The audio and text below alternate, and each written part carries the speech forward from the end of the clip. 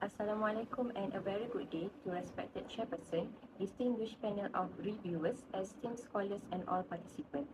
It is my great honor to present my paper at the 9th International Research Conference on Multidisciplinary in Social Sciences and Technology 2026.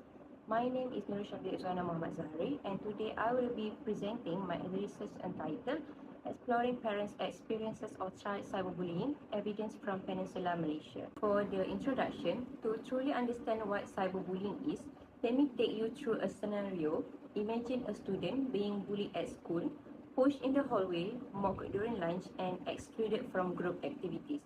So this was traditional bullying, which always 1973 defined as repeated aggression with a power imbalance. Now, picture this same student at home, but instead of feeling safe, their phones pings with hateful messages, rumors spread online, and embarrassing photos go viral overnight. So this is cyberbullying. Unlike traditional bullying, cyberbullying follows victims everywhere and anytime. So Pachin and Hiluja 2006 explained that digital platforms erase time and space limits, making harmful content instant and permanent. Langos 2012 points out that while traditional bullying needs repetition, cyberbullying can last from a single post being shared again and again. For the literature review, there are several themes that have been developed in order to gather the information of this research. For the definitions, cyberbullying happens through digital platforms like social media, messaging apps, and online games. How big is the problem in terms of international and national landscape? Globally, 1 in 6 school-aged children face cyberbullying. In Malaysia, MCMC recorded 11,235 cyber-related complaints, including harassment and hate speech. So why does cyberbullying happen? Factors like anonymity, peer pressure, and social media addictions and weak parental supervisions make adolescents more vulnerable. Victims often suffer mental health issues, isolations, and poor academic performance, with severe cases linked to suicidal thoughts. Next, parental strategies. This is the main focus on this study since parental strategies is key to prevention for cyberbullying. Open communications. The author found that families who engage in open discussions about online safety experience lower cyberbullying rates. Balanced monitoring. While supervision is necessary, excessive control can lead to secrecy. The Australian Institute of Family Studies 2019 recommend co-using digital media and setting fair guidelines. Emotional supports and guidance. The author emphasized that warm, supportive parenting fosters resilience, reducing both victimizations and perpetration. For the theoretical supports, to understand how parents can help children deal with cyberbullying, this study used two key theories, self-determination theory and the type parenting framework. For self-determination theory or SDT, it explains that children need three things to grow well: autonomy, competence, and relatedness. When parents support their child's independence and talk openly, kids are less likely to engage in cyberbullying. But if parents are too controlling, children may rebel and take risks online. For the tag parenting framework, the tag parenting framework gives practical ways parents can guide their children online. This includes talking about online risks, teaching digital responsibility, watching content together, and setting clear rules. Research shows that when parents are involved, kids make safer choices online. Next, this is the methodology of this study.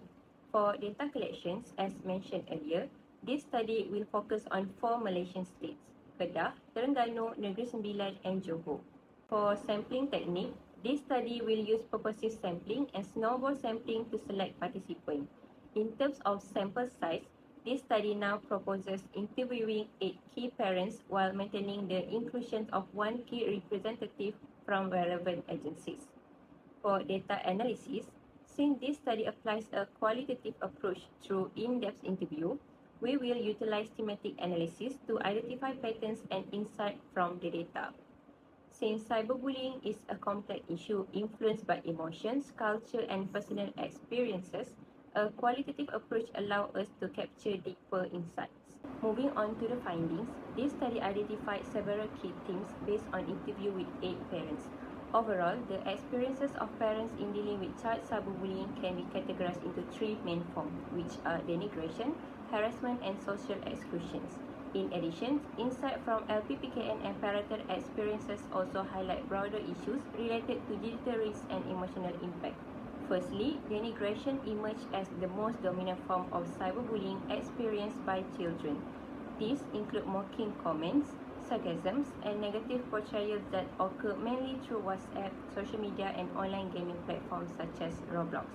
In many cases, children were criticized, ridiculed, and humiliated through digital content such as status updates, videos, memes, and even stickers created from their images.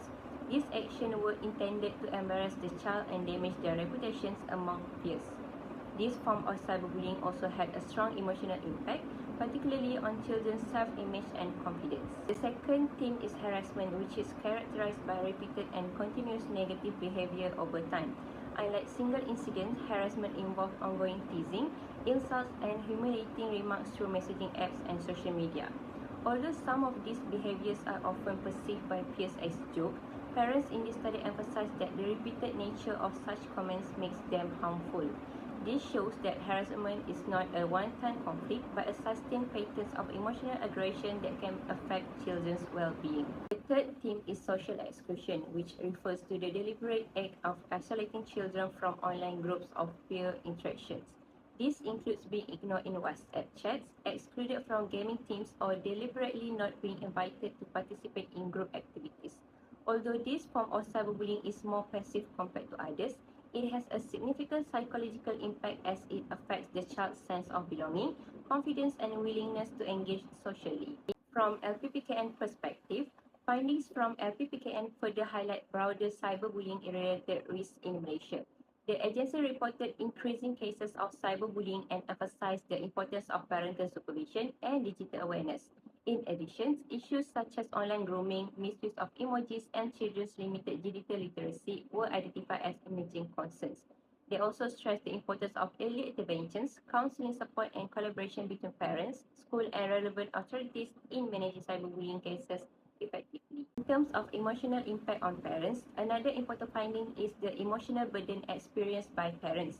Many parents reported feelings of stress, anxiety, and helplessness when dealing with cyberbullying incidents involving their children. These highlight the need not only to support children, but also to provide emotional and counseling support for parents as part of a broader intervention system. In summary, these findings show that cyberbullying is not only about online behavior, but also deeply affects family dynamics, emotional well-being, and social relationships, which will be further discussed in the next section. Moving on to the discussion, this section interprets the key findings of the study in relation to the research objective. Firstly, the findings show that denigration is the most dominant form of cyberbullying experienced by children. These involve mockery, sarcasm, and negative portrayal through platforms such as WhatsApp and TikTok, where children are often targeted with comments intended to damage their reputation. This finding is consistent with Bowman's 2015 classifications, which identifies denigrations as one of the core forms of cyberbullying. It highlights that despite technological advancements, the patterns of online aggression still largely focuses on humiliating victims publicly.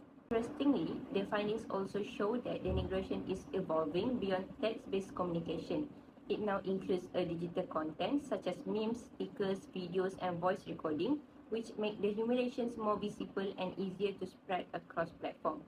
This also reflects the blurring boundary between online and offline experiences. As highlighted by Hinduja and Pachin, cyberbullying does not remain in the digital space alone but extends into real-life interaction, particularly in school environments where children may continue to experience ridicule.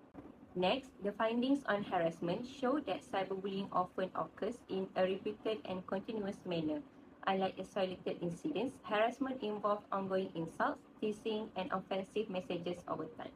This repetition is important, as emphasized by Bowman, because it distinguishes normal peer conflict from cyberbullying. Even when some behaviors are perceived as jokes among children, the repeated nature of the behavior makes it harmful and emotionally damaging. Furthermore, social exclusion was also identified as a significant form of cyberbullying. This involves deliberately ignoring or excluding children from online groups, chats, or gaming activities. Although it is less direct compared to other forms, social exclusion has a strong psychological impact as it affects children's sense of belonging, and acceptance within their peer groups. Bowman also highlight that exclusion can be more damaging than direct verbal attacks because it targets the basic needs for social connection. To conclude, this study shows that cyberbullying among children in Malaysia is becoming more systematic and often begins in school before continuing on digital platforms such as WhatsApp and Roblox. The main forms identified are denigrations, harassment, and social exclusion, all of which have significant effects on children's emotional well-being and social relationships. Also, this study is limited by a small qualitative sample and mainly focuses on mother's perspective. It provides important insights into parents' real experiences.